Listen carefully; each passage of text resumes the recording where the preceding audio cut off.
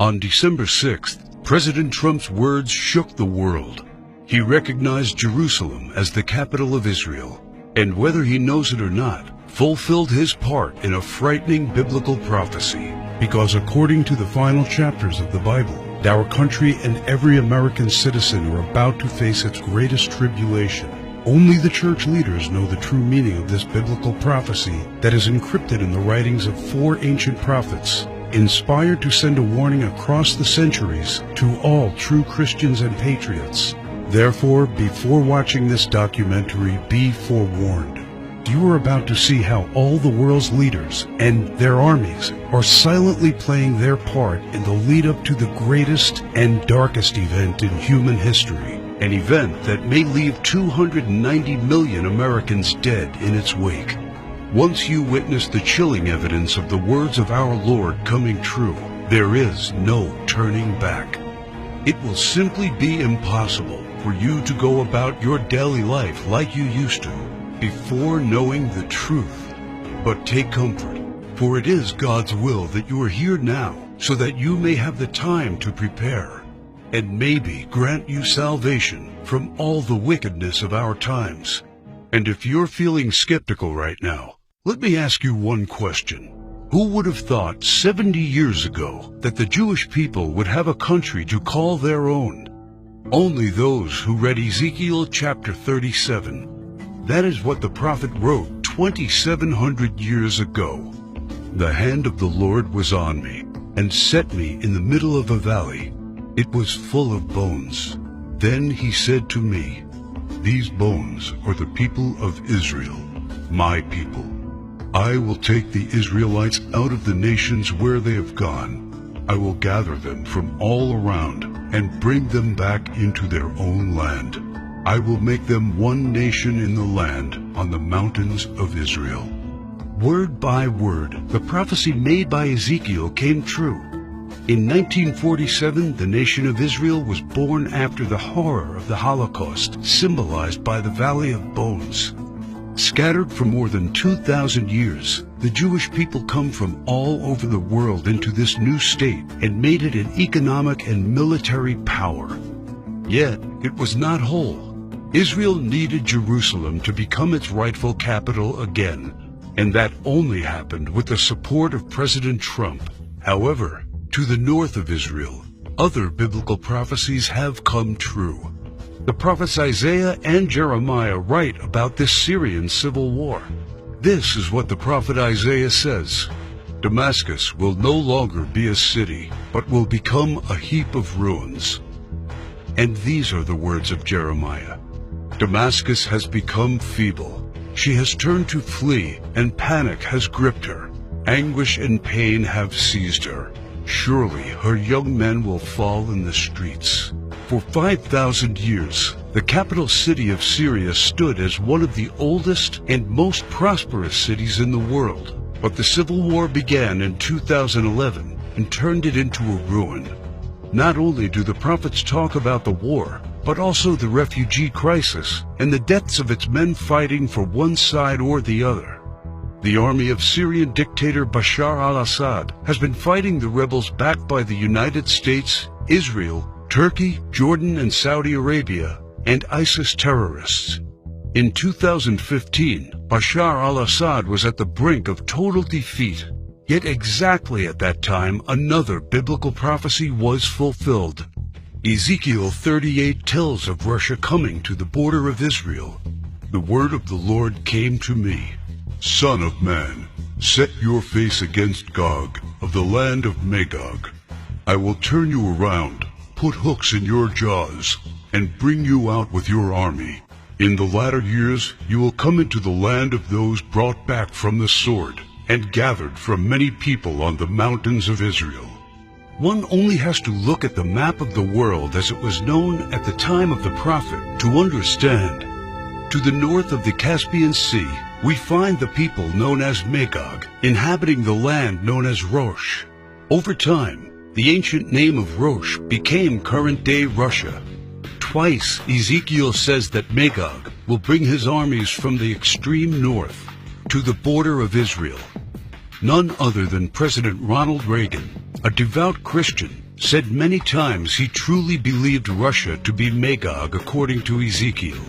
What about the word Gog? Bible scholars agree that the word Gog is not an actual name but a title. He is the ruler of the land of Magog, like a king or a czar. Ezekiel clearly says that Russia will come to the mountains of Israel in the latter years. This happened in September 2015 and never before. For the first time in history, the Russian Army, Navy, and Air Force became involved in a war in the Middle East. According to Ezekiel, Magog's armies has several allies: Persia, Cush, and Gomer and Togarmah. Iran has been known as Persia for much of its history during the time of the prophets and beyond. Right now, Iranian troops are on the ground in Syria, fighting side by side with the Russians and the forces loyal to the regime of Bashar al-Assad. Put and Cush are the ancient names of Libya and Egypt. Egypt and Libya both suffered civil wars, and the new leadership is very friendly to the Russians. But the greatest surprise is the land known to Ezekiel as Gomer and Togarmah. The historian Flavius Josephus references Togarmah and Gomer as the people that lived on the territory of present-day Turkey. In fact, Turkish history books identify these tribes as living on their land at the time of the prophets. 3 years ago, Turkey was a strong NATO ally, but everything changed after the failed coup attempt in 2016. Now, Turkey has become increasingly hostile to NATO and the United States. It forced NATO to remove forces from its bases. It's buying weapons from Russia. It fully condemned the idea of Jerusalem becoming the capital of Israel. And in fact, right now, the Turkish army is in Syria, fighting to defeat the enemies of the Syrian dictator. The End Times Alliance, prophesied in the first verses of Ezekiel chapter 38, has already been formed. Never in the history of mankind has there been an alliance between Russia, Iran, and Turkey. Now, one final prophecy needs to be fulfilled before the start of World War III. We saw how Jeremiah predicted the destruction of Damascus in chapter 49, but there is one more thing he wrote about that has not happened yet. And I will kindle a fire in the wall of Damascus, and it shall consume the palaces of Ben-Hadad. Ben-Hadad is not an actual person, but a title. Just do one simple search online, and you will discover that Ben-Hadad is the ruler of Aram Damascus. While it is clear that Bashar al-Assad is the current ruler of Damascus, Aram is a region in Syria now known as Aleppo. The city of Aleppo was just recently recaptured by the regime of Syrian President Bashar al-Assad with the help of Iran and Russia. And Jeremiah says that soon his palace will be burning. How does this happen? Look no further than the headlines of recent months, and you see time and time again Israel calling for the assassination of the Syrian dictator. Isaiah also writes about the end of Syria's dictator. The fortified city will disappear from Ephraim, and royal power from Damascus. This is the spark that ignites World War III. Ezekiel chapter 38 states that 2/3 of Israel will be destroyed in this coming war, and those left in the Holy Lands will face grief and pain and hardship. So what happens to the United States? Will we not help Israel at its darkest hour? To answer this question, we must first find the United States in biblical prophecy.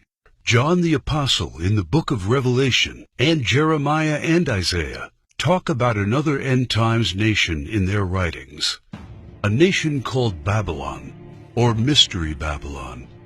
The name is deeply symbolic. Ancient Babylon was a city made great by people who came from all parts of the ancient world, just like immigrants helped make the United States the world's only superpower. And because the prophets didn't know of the existence of the North American continent at the time of the visions, they called it Mystery Babylon. Some say biblical Babylon refers to ancient Iraq. But if that is true, why do the prophets see it as a nation surrounded by waters? O thou that dwellest upon many waters, abundant in treasures, where all who had ships on the sea became rich through her wealth, While biblical Babylon has plentiful access to waters rich in resources, most of Iraq is a desert and has only a narrow stretch of coastline. Why do the prophets talk about pollution when in ancient Iraq there could be no such thing? Thou hast destroyed thy land. I have polluted mine inheritance, and have given them into thine hand. Babylon mounts up to heaven, and descends above the heights of the clouds. These metaphors clearly reference a nation that has discovered flight. It is obvious that Babylon, or Mystery Babylon, can't be ancient Iraq. But the prophets have more to say about this end times nation. Babylon is hailed as a queen among nations, the lady of kingdoms. According to the prophets, Babylon reigneth over the kings of the earth. It is the praise of the entire earth, and an astonishment among the nations. It is a place of great riches, and the merchants of the earth are waxed rich through the abundance of her delicacies. In fact, the prophets say clearly that should something happen to Babylon, all worldwide trade would stop. The merchants of the earth will weep and mourn over her, because no one buys their cargoes anymore. It is the #1 military power, and it's called the hammer of the whole earth. Isaiah in verse 18, chapter 2, talks about how Babylon's beginning would be unique and awe-inspiring. America was created out of the former British colonies, a nation made out of many states just like the prophets foretold. Our ancestors were the first British colonists, and we speak their language. That's the reason why Jeremiah sees England like a mother to the U.S., according to verse 50, chapter 12. More so, the prophets talk about the lion that is on the sigil of the mother of Babylon. England uses the lion as its royal symbol. The last crew the prophets left us is incredibly accurate. The scripture often refers to Babylon as a woman. According to the book of Revelations, she sits atop water and has a golden cup in her right hand and a crown of 7 rays on her head. And the woman which thou sawest in that great city, which reigneth over the kings of the earth. The United Nations, in theory, reigns over all the kings of the earth, and is situated in New York, the great city where you can see the Statue of Liberty. The statue is the most well-known landmark in the U.S., and the symbol of Babylon the prophets are referring to in their clues. So why, then, are they also calling it the Whore of Babylon? The sculptor of the Statue of Liberty was Auguste Bertoldi, a Mason belonging to the Great Masonic Lodge in Paris. Before beginning the Statue of Liberty project, Bertoldi was seeking commission to construct a giant statue of the goddess Ishtar. The Romans also adopted this fertility goddess, but they changed the name to Libertas in Latin, Liberty in English. Libertas is the mythological equivalent of Ishtar. Therefore, the Statue of Liberty is in fact a statue of Ishtar, the Babylonian goddess of fertility, love, and sex. According to the ancient Babylonian rituals, one could only be purified of sin after intercourse with a temple priest or priestess of Ishtar. In return for this salvation, a gift offering was needed. Ishtar was the patron mother of the temple priestesses and priests. She was the mother of what we would call today prostitution. This is why Ishtar was seen by early Christians as the Whore of Babylon. And that is why the Statue of Liberty, the symbol of America, is also called by the prophets the Whore of Babylon. Do you think it is just a coincidence that the U.S., the home of the greatest and most famous statue of Ishtar, provides 65% of pornographic movies and adult entertainment to the world? Is it just another coincidence that this is the country where sexual liberation originated and spread to the rest of the world? It's not. It's just like the scriptures foretold. For all nations have drunk of the wine of the wrath of her fornication. The U.S. today has the most powerful economy and military, controls worldwide commerce, is proud and arrogant, has the most developed Air Force and space program, and it is the envy of the world. It houses the Whore of Babylon. It reigns over the kings of the earth. And unfortunately for every living American, It is Mystery Babylon. This is what the prophets say about the great enemy of Babylon. For out of the north there cometh up a nation against her, which shall make her land desolate. They come from a far country, from the end of heaven, and the weapons of his indignation, to destroy the whole land. Remember which country the prophet said was from the north? The same country that Ezekiel said will lead a great alliance of nations to the borders of Israel? If war happens, the United States must be the first target. That is why the prophets foretell that at the start of this war, Russia will unexpectedly use a very special weapon, the weapon of indignation, against the whole territory of the U.S., a weapon like which the world has never seen. The Holy Book shows how Babylon will feel the fury of this terrible weapon. This weapon will hit our entire country, and all our defenses will be in vain. Though Babylon should mount up to heaven, and though she should fortify the height of her strength, yet the spoilers come unto her. This weapon paralyzes our military and leaves it almost defenseless. How is the hammer of the whole earth cut asunder and broken? The mighty men of Babylon have forborne to fight. Their might hath failed.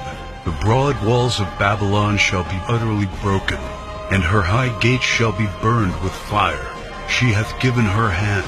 Her foundations are fallen, her walls are thrown down, because the spoiler is come upon her, even upon Babylon. And her mighty men are taken, every one of their bows is broken. And after the attack, Babylon is left silent and in darkness. Sit thou silent, and get thee into darkness, for thou shalt no more be called the Lady of Kingdoms. All three prophets tell of the fall of Babylon, the destruction of the United States of America as we know it.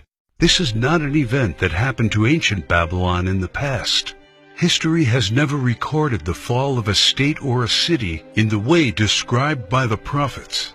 What weapon could silence an entire continent in 1 hour?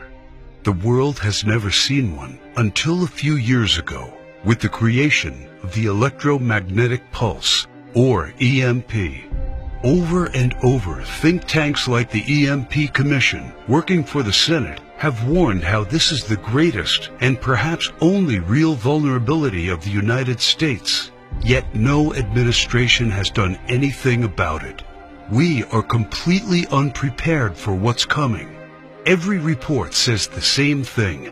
This event can wipe out 90% of Americans, and all it takes is just one warhead to be detonated above the United States to take us back to medieval times. The lasting effects will destroy society as we know it, exactly as the scriptures predicted.